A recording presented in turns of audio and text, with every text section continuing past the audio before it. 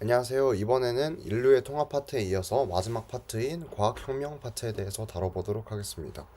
사실 파트를 이렇게 4개로 나눈 거는 이 책에 적힌 챕터에 대해서 챕터 기준으로 나눴지만 사실 실질적인 챕터, 그러니까 총 20장 중에 12장부터 20장까지 거의 지금 8개의 챕터가 지금 여기에 다 적혀 있어요. 8개가 아니라 11개, 아니 9개 챕터가. 그러니까 거의 반절에 해당되는 엄청나게 분량이 많은 챕터죠. 그러니까 이게 이유가 전에 말했던 것처럼, 그러니까 전 1, 2, 3 챕터는 사실 작가의 생각이 많이 반영된 챕터예요. 세 번째 인류의 통합체 차트는 거의 자료가 많긴 하지만 작가의 생각을 기준으로 많이 이렇게 이야기를 전개하다 보니까 분량이 작고 사실 내용이 적고 그 작가의 생각만을 말하고 그거에 대한 근거가 많이 없는데, 이제 4번 챕터 과학혁명 같은 경우에는 실제적인 증거라기보다, 그러니까 증거도 많고 그 다음에 자료가 굉장히 많기 때문에 거의 역사서처럼 거의 이렇게 쭉 굉장히 분량이 많고요. 특히 그리고 마지막 챕터 19, 20장 챕터는 작가가 이제 책을 마무리하면서 이제 작가의 생각이나 그런 것들을 다 정리하는 챕터다 보니까 이렇게 이 챕터들이 추가돼 가지고 더 분량이 많은 것 같습니다. 음, 일단 14장부터 시작을 하는데, 과학혁명의 핵심 키워드는 무지의 발견이에요. 무지의 발견은 하나의 그 과학혁명이 시작되면서 그 이런 호모사피엔스 인류의 그런 사고 체계가 아예 바뀌어 버렸어요. 전에는 이런 지식에 대해서 큰 호기심이 없었어요. 그 지식은 그냥 우리가 알 필요 없는 것들. 그리고 우리가 만약에 알 필요가 있는 거였으면은 똑똑한 사람, 집단에서 현자가 모든 것을 다 알고 있다. 현자가 모르는 거는 알 필요가 없기 때문에 현자가 모르는 거다. 라는 그런 인식을 가지고 있었어요. 근데 지금을 생각해 보면은 끊임없는 지식의 탐구가 굉장히 핫하기도 하고, 지금 제가 카이스트에 있기 때문이기도 한데 계속해서 뭔가 기존에 있던 지식에다가 한 겹을 더 쌓고 하는 그런 과정이 굉장히 중요하다고 다들 생각하고 모두가 그걸 받아들이고 있는데, 과거에는 그렇지가 않았어요. 근데 우리가 이러한 모르는 것들에 대한 것을 인정하게 되면서 과학 기술이 발전할 수 있는 그 딱 스타트가 됩니다. 과, 기존에는 그냥 과학을 뭐하러 하냐에 대한 얘기가 있었겠죠.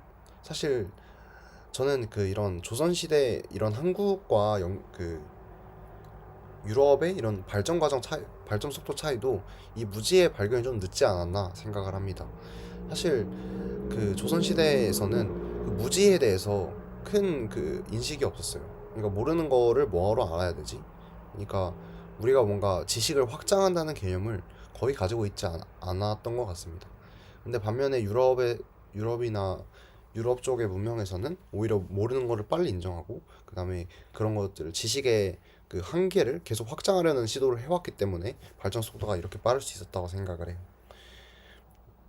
이제 이런 무지에 대한 것을 인정을 하게 되면은 이런 무지를 알려고 하는 것에 투자를 하게 됩니다. 이렇게 집단적인 무지가 인정이 되었기 때문에 이렇게 과학혁명이 시작이 됐어요. 근데 그렇다면은 이거는 스타트일 뿐이고 이제 과학 연구를 위해서 투자를 해야 되는데, 그러면은 투자를 할까요? 이런 그 정부에서 과학 연구가 뭐하러 투자를 하죠? 그러니까 과학을 발견하면 뭐가 좋다고? 그래서 이 과학을 발전시키는 게 이득이 된다라는 인식이 있어야 계속 발전을 할 수가 있어요. 401페이지에서 한 문장을 뽑아오면은 과학 연구는 모종의 종교나 이데올로기와 제휴했을 때만 번성할 수 있다. 그러니까 이데올로기적인 과학은 이득이 된다라는 그런 종교적인 측면이든 이데올로기적 측면이든 뭔가 그런 인식이 있어야 가능하다는 거죠. 이제 유럽이 왜 성공했을까? 왜 유럽은 이렇게 과학을 빠르게 발전시킬 수 있었느냐에 대한 답변으로 군사산업 과학 복합제를 주장합니다. 세계를 지배하기 위해서 군사적인 힘을 기르기 위해서는 과학이 필수적이다라는 걸 안 거고, 그 다음에 그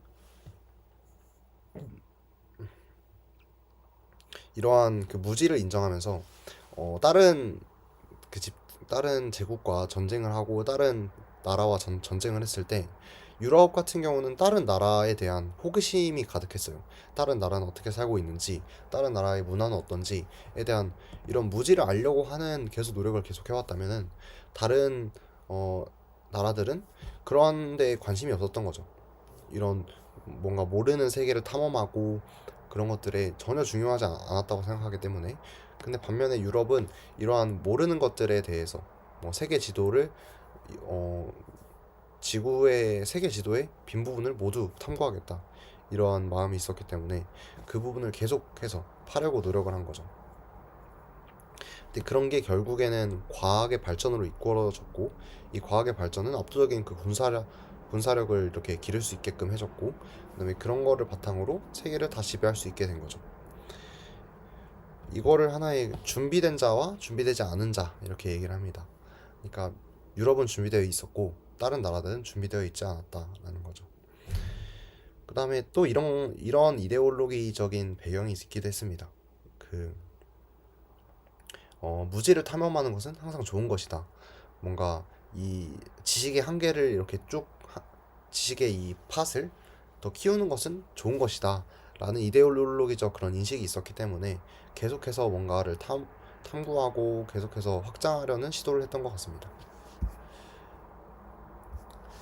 그 다음에 이제 전 챕터에서도 말했지만 그 돈과 연관된 챕터인데요. 자본주의에 대해서 다룹니다. 자본주의의 그 첫 시작점이 뭐냐면 그 은행의 역할인데요.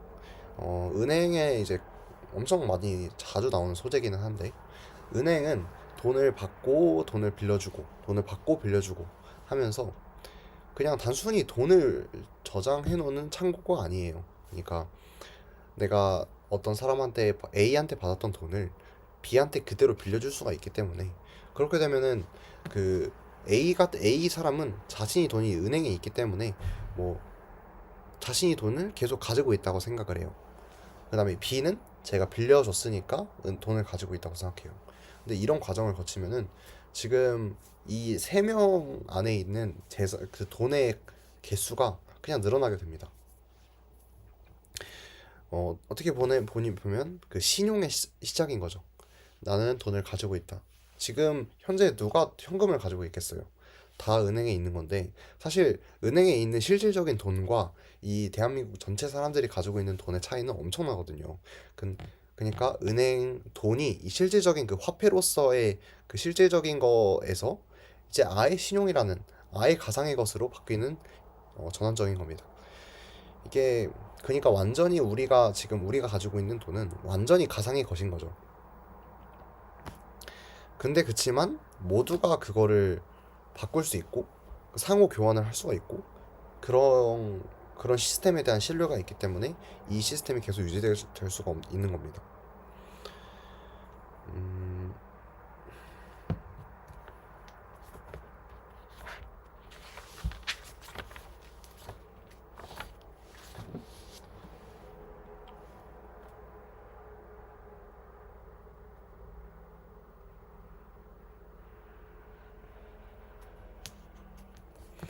그렇죠. 이제 이 무지의 발견, 이런 과학혁명이 일어날 수 있었던 것과 관련해서 이 진보라는 단어를 쓰는데, 이 진보가 무엇이냐면은 진보는 우리가 스스로에 대한 무지를 인정하고 연구에 자원을 투자한다면 더 나아질 수 있다는 인식을 기반으로 한다. 그러니까 그 우리가 무지를 인정하고 과학 연구에 더 투자를 하는 거죠. 그렇게 할 수 있도록 이런 진보라는 그 가치관이 굉장히 중요해졌다는 거고, 사실 그런 얘기도 있죠. 지금 그 진보란 단어는 정치에서 많이 쓰지만 인류는 항상 진보의 방향으로 발전을 해왔어요. 항상 과거는 보수적이고 현재는 더 진보적으로 변한 겁니다. 그러니까 현재부터 지금까지는 계속 진보적으로 변했던 거예요.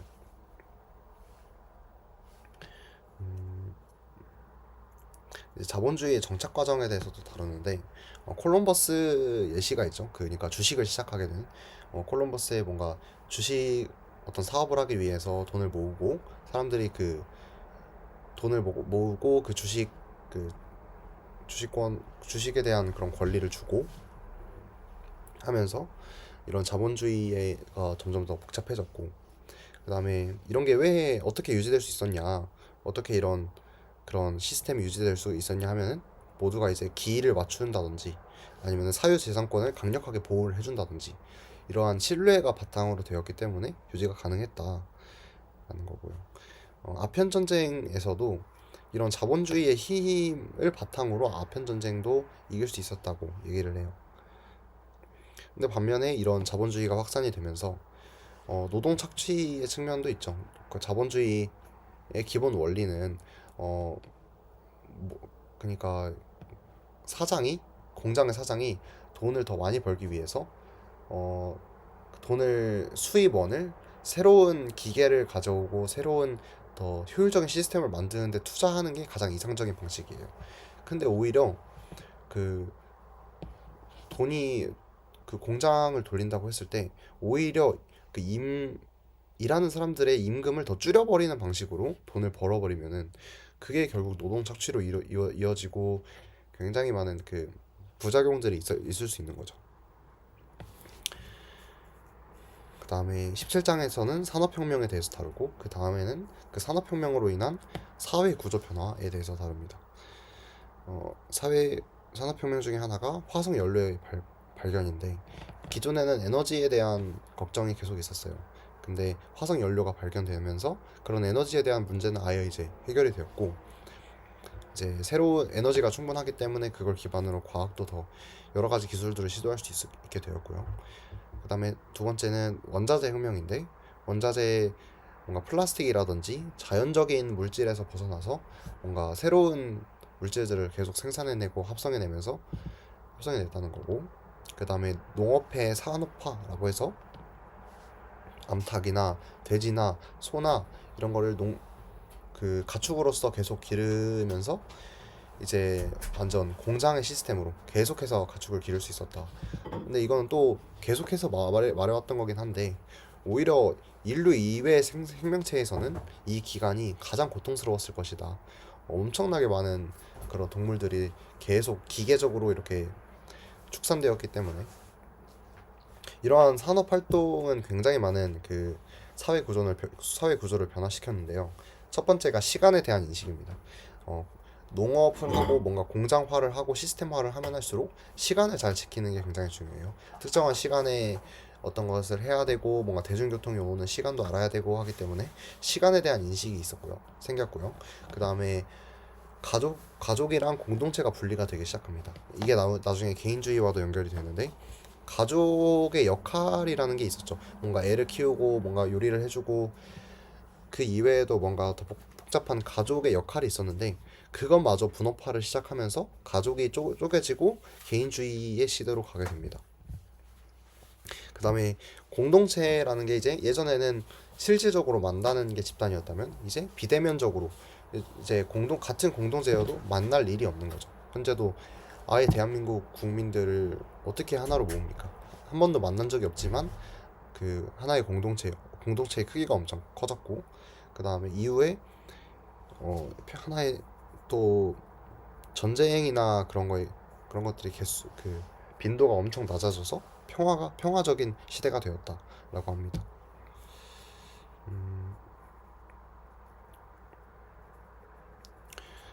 이제 19장에서는 그래서 우리는 지금 행복한가? 이 작가가 지금까지 계속해서 말해왔던 행복에 대해서 얘기를 합니다. 지금까지 이렇게 인류가 발전된 과정을 보면은 공동체는 분리됐고 이제 개인의 하는 업무량은 자본주의가 도입되면서 노동력 착취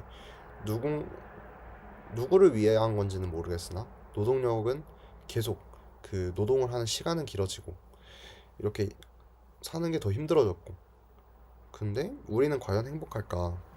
우리는 수렵 채집인의 그런 유전자를 가지고 있는데 이렇게 말도 안 되는 사회에 이렇게 적응하려고 내던져지는 것은 아닌가 이렇게 얘기를 합니다.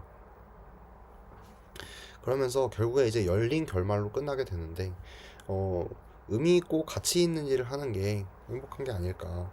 그 불교의 그런 말도 이제 빌리면서 이런 번뇌에서 벗어나야 된다라는 얘기도 하고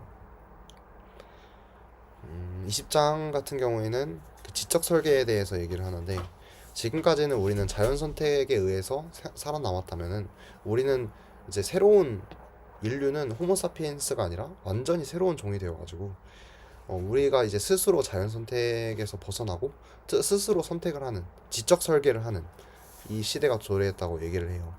사실 막 와닿지는 않는 얘기인데 생명공학을 이용한다든지 우리가 의도적으로 이렇게 그 선택을 하는 거죠. 그 다음에 사이보그 공학, 그 다음에 비유기물 공학 이런 식으로 얘기를 하면서 우리는 완전히 자연 선택에서 벗어나가지고 새로운 개체로 다시 태어나는 시기가 되었다라고 얘기를 합니다. 이 책은 전체적으로 가 역사서라고 보는 게 더 맞는 얘기일 정도로 역사를 기준으로 이렇게 쭉 얘기를 전개를 하는데 중간중간 작가가 바라보는 흔하지 않은 굉장히 특이한 시점 때문에 여러 가지 생각을 하게 만드는 책이었던 것 같습니다. 음,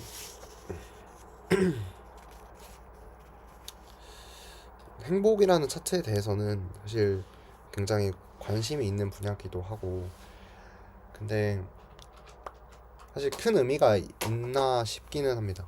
수렵 채집인 이 행복이라는 거가 굉장히 주관적이고 사실 엄밀히 생화학적으로 따져 보면은 그 크기를 비교를 할 수가 없기 때문에 뭐 수렵 채집인 때가 더 좋았다라고 얘기하는 거는 당연히 맞지가 않고 근데 이제 인류가 이런 수렵 채집인 때의 유전자를 그대로 갖고 있다면 그러니까 우리가 사실 현대 사회와는 맞지 않는 유전자를 가지고 있기는 하잖아요.